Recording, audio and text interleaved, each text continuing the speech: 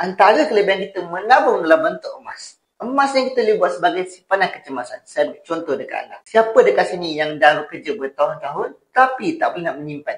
Simpan sikit-sikit, lama-lama jadi sikit.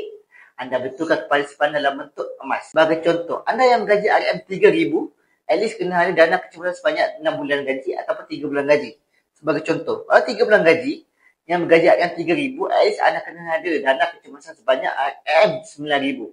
Dana kecemasan ini adalah untuk jika berlaku apa-apa kecemasan seperti di buang kerja, buang kecemasan dan sebagainya. Anda boleh gunakan duit kecemasan itu waktu terdesak. Tapi kalau anda simpan dalam bentuk duit, simpan sikit-sikit lama-lama jadi sikit. Cara mudah untuk ada dana kecemasan adalah alihkan semua dana kecemasan ke dalam bentuk simpanan emas. Sebab kalau tengok RM 9,000 tu, dan macam kata nak belanja, nak mengambilkan duit tersebut dan sebagainya. Tapi bila kita pegang 5 dinar, hilang rasa nak belanja, hilang rasa boros dan sebagainya.